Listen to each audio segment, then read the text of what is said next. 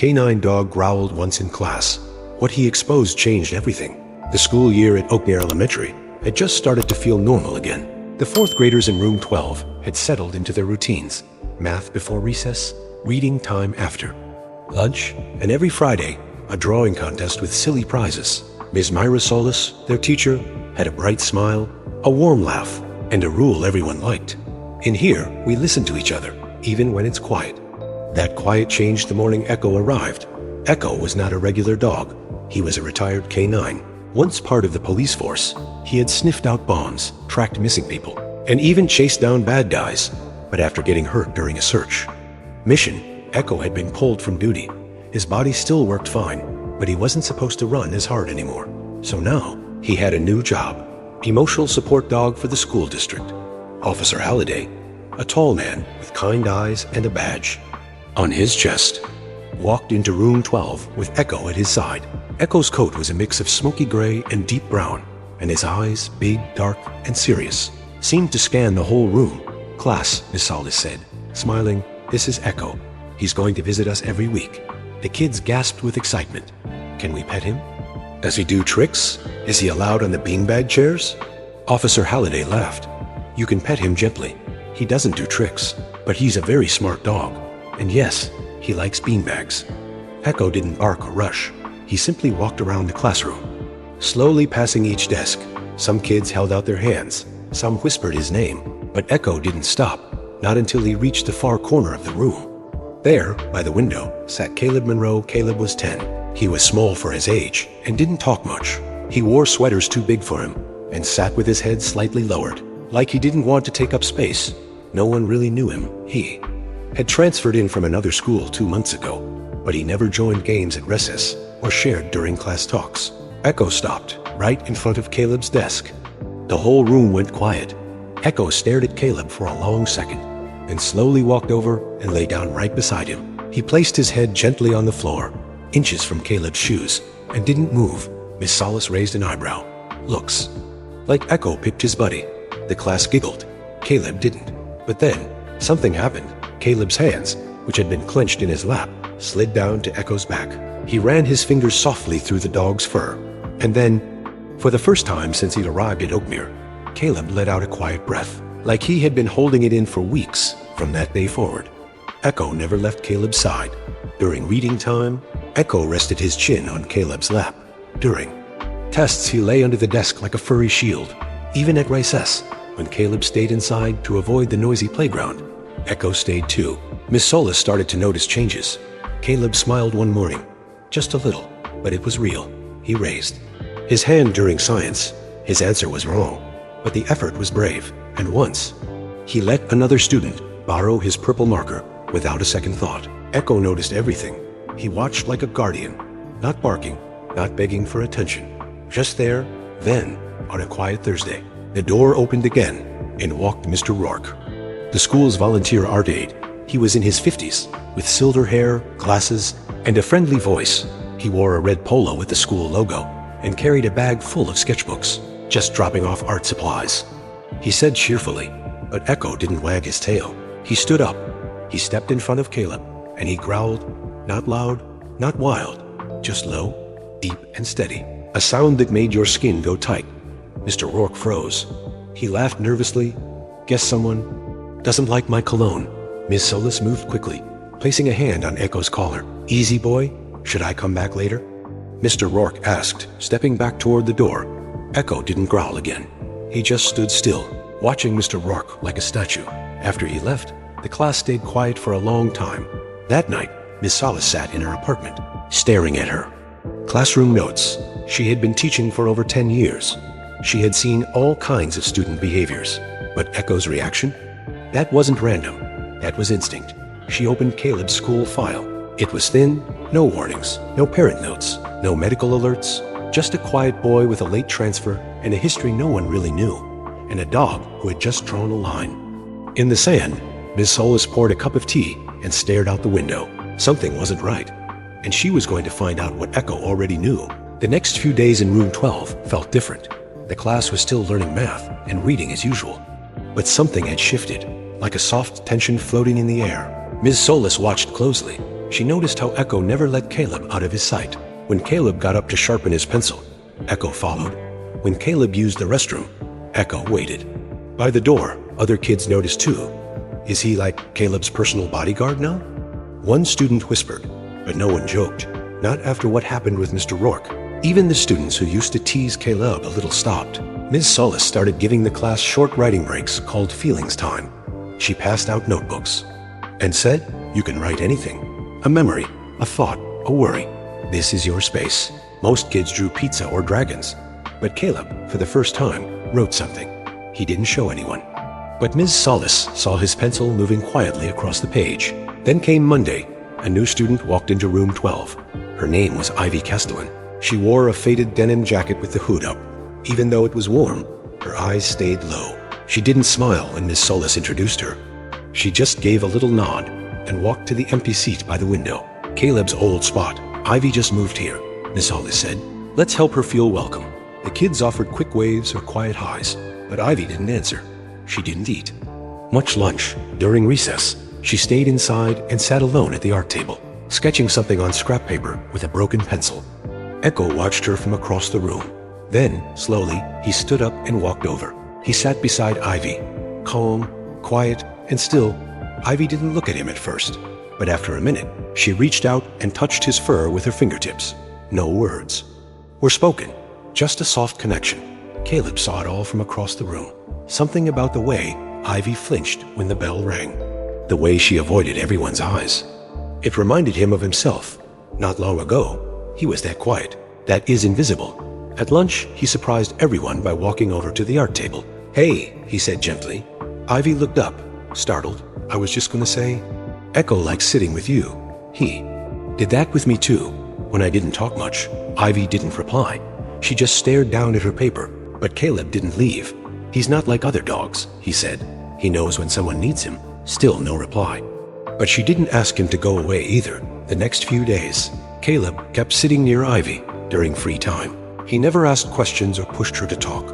He just sat, and slowly, Ivy began to draw more. One day, she even shared a colored pencil. With Caleb, a small moment, but big enough for Miss Solis to notice. Then Friday came. It was near the end of math, when the classroom door creaked open again. "Mr. Rourke? Hey, folks." He called out cheerfully, "Just here to check the supply closet." Echo's head snapped up. His ears perked. His body went stiff. Without warning, he growled, low, deep. Then he barked, loud, sharp. The whole class jumped. Echo ran across the room and stood right in front of Caleb and Ivy, his teeth bared, his body is firm. A wall of fur and focus. Miss Solis stood up fast. "Echo, easy." But Echo didn't move. Caleb froze. Ivy dropped her pencil. Then Caleb stood up, his voice quiet but steady. "Please," he said, "don't let him take me again." The room went silent. Mr. Rourke's face changed. His smile twitched. "What? What's this about?" But no one answered. Echo stayed between the children and the door until Mr. Rourke slowly backed out of the room. Later that day, Miss Solis called Principal Devon and Officer Halliday. They met in private. Miss Solis shared what happened and how Echo had acted every time Mr. Rourke came close to Caleb. They began asking questions. Caleb was taken to the school counselor. Ivy was too. Slowly, carefully, pieces of the truth began to come out. Small comments, drawings, whispers of fear. It wasn't just instinct. It wasn't just a coincidence. Echo had known something all along, something Caleb couldn't say, and Ivy was too afraid to explain. That weekend, Miss Solis didn't sleep much. She reread her classes. Writing journals in Caleb's notebook was one simple line. Echo didn't bark for no reason. He was listening. She closed the notebook with shaking hands. Something was still hidden, but now it was starting to come into the light. After the incident with Mr. Rourke, things in room 12 grew tense. Echo had never barked like that before. The kids were quieter than usual. Even during recess, laughter felt a little softer, like everyone was holding their breath. Caleb stopped. Sitting near the window, Ivy didn't touch her sketchbook for 2 days. Miss Solis kept checking on both of them, her heart heavy with worry. She knew something serious had happened, even if the full story hadn't come out yet. Principal Devon began asking questions. Officer Halliday looked into Mr. Rourke's background. At first, nothing unusual came up. No warnings, no complaints. But Echo's behavior had been too specific, too focused. Everyone knew dogs didn't lie. On Tuesday, Ms. Solace introduced a new art project. The class was supposed to draw someone who makes you feel safe. Most kids drew their parents, friends, or even superheroes. Caleb drew Echo, but in the background of his picture was a shadowy figure, tall, faceless, standing by a closed door. Ivy drew something similar. Her picture showed Echo lying in front of a house, blocking the front steps behind him. Two small children were holding hands, their eyes wide with fear. That night, Ms. Solis couldn't stop thinking about the drawings. She took photos of them and brought them to Officer Halliday the next morning. "These aren't just pictures," she said. "They're memories." That very afternoon, something strange happened. A plain brown package arrived at the front office. There was no return address. On the label it read, "To Echo, care of Officer Halliday, Oakmere Elementary." Halliday carried the box into room 12. Echo stood up the moment he walked in. "Looks like someone sent Echo a care package," Halliday said with a smile. The students gathered around as he opened the box. Inside was a green canvas bag, old, scuffed, and faded. On the side was a worn K9 unit patch. Halliday froze. This was Echo's gear bag. "From our old precinct," he whispered. "I didn't even know it still existed." Inside were Echo's old collar, a bite sleeve, and a frayed leash. And at the bottom, a manila envelope sealed with red tape. Echo sat perfectly still, eyes locked on the envelope. "Can we open it?" Caleb asked quietly. Halliday nodded. "Yeah, I think we should."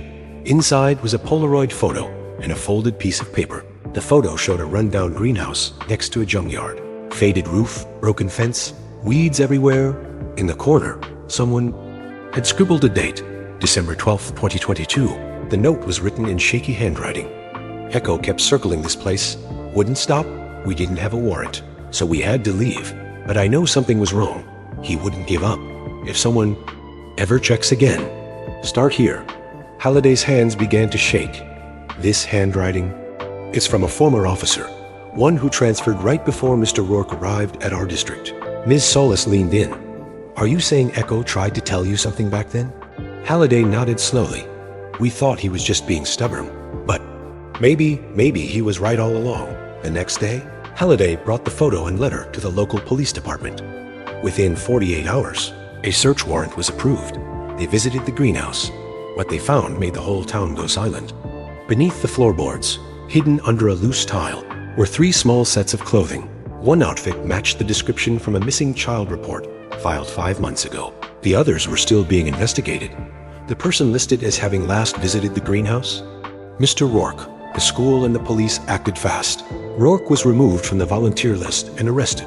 New details came out. Past teaching jobs he had left quickly, reasons never explained, and files no one had bothered to look at twice. Echo had known, long before anyone else. Back in room 12, the students didn't cheer. They didn't clap. They just sat quietly, looking at Echo with wide eyes and full hearts. That day, Miss Solis gave them a new writing prompt. Write about a moment. "You knew someone believed in you," Caleb wrote. "I didn't say anything, but Echo heard it anyway." Ivy wrote, "Sometimes silence is louder than screaming." Echo listened when no one else did.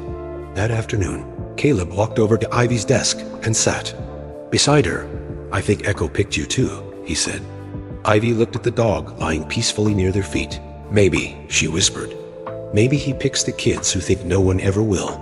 After Mr. Rourke's arrest, Oakmere Elementary changed. The police told the truth to the school board, and the news spread quickly. Parents had questions. Some were angry, others scared, but most were just shocked. How had someone like Mr. Rourke slipped through? How did no one notice? The answer wasn't easy, but one thing was clear. Echo had noticed, long before anyone else. Room 12 didn't go back to normal. It became something better. Kids used softer voices. They checked in on each other more. Ms. Solis put up a new bulletin. Board filled with drawings of Echo, thank you notes, and the words, "You don't need to speak to be heard." Caleb and Ivy became closer. They didn't talk all the time, but when they did, it mattered. Ivy laughed more. Caleb smiled more. And Echo? He still came every day, still laid beside Caleb during reading time, still sat by the door, calm and alert. But Echo was getting tired. He didn't jump up as quickly anymore. His tail wagged slower. He began sleeping through recess instead of following the kids to the playground. Ms. Solis noticed. So did Caleb. Even Ivy whispered once. He's resting more now. Then, one sunny Friday, Oakmere Elementary held a special assembly. It wasn't about grades or sports. It was something new. The Voices Matter celebration. The entire gym was filled with students, teachers, and parents. It was a big screen showing photos of acts of kindness. Kids helping other kids, teachers, comforting students, friends laughing under trees. And in the middle of those photos was one of Echo. In it, he sat between Caleb and Ivy, both smiling, both looking stronger. And when they first came to room 12, Principal Devon stepped up to the microphone. Today, they said, we celebrate the courage it takes to speak, and the courage it takes to listen. Sometimes the bravest voices are the quietest ones. Ms. Solis brought Caleb and Ivy to the stage. They didn't have long speeches, just their notebooks. Caleb went first. I used to think that if I spoke up, I'd get in trouble, he said softly. But Echo already knew what I couldn't say. Ms. Solis listened. Officer Halliday believed me. And now, I'm not afraid to be heard. He handed the mic to Ivy. I thought being quiet meant I was weak, she said. But I was just tired of being alone. Echo showed me I wasn't. The gym clapped, long and loud. Caleb and Ivy looked at each other and smiled. That night, Echo curled up on the floor of Caleb's bedroom. Caleb lay on his bed, staring at the ceiling, thinking about everything that had happened. He reached over to his desk and pulled out a small book he had made for Echo. The cover said, "The dog who heard me inside were poems, drawings, and one short letter. You never asked me to speak. You just listened until I was ready. Thank you." Echo. 2 days later, Officer Halliday came to visit. He sat on the porch with Caleb and his aunt, sipping lemonade while Echo napped by their feet. I wanted to tell you this myself, Halliday said. Echo's retiring. For real this time, he's earned it. Caleb looked up. Will he stay with us? Halliday smiled. Only if you want him to. Caleb looked down at Echo, who was dozing peacefully. I want him to stay. Summer began slowly. No more school bells, no more worksheets. Just quiet mornings, warm afternoons, and Echo always nearby. He didn't follow Caleb around as much anymore. He stayed in the same room, close enough to watch, but far enough to rest. He lay near the porch while Caleb watered flowers, sat under the kitchen table during comic book time, and some nights, he crawled up on the foot of the bed and fell asleep. Before Caleb did, then one morning in July, Echo didn't get up. He wasn't in pain, he wasn't scared. He just stayed curled up on Caleb's rug, head resting on his paws. Caleb sat beside him, gently stroking his ears and reading softly from his journal. When Echo's chest rose one last time and didn't. Come back down, Caleb whispered. You can rest now. I know how to speak. Echo's funeral was small, just the people who loved him most. They buried him under the big tree behind room 12. Caleb and Ivy placed flowers on his grave. Miss Solis read a few lines from Caleb's book. They placed Echo's silver collar in a box beneath the soil. A wooden plaque nearby read, he heard what we couldn't say. He made silence safe. From that day on, new kids at Oakmere Elementary always asked, who was Echo? And the others always answered, he was the dog who didn't need words to speak. Subscribe to our YouTube channel, Love Tales of Tales, for long, heartwarming pets and animals. Love stories that stay with you long after they end.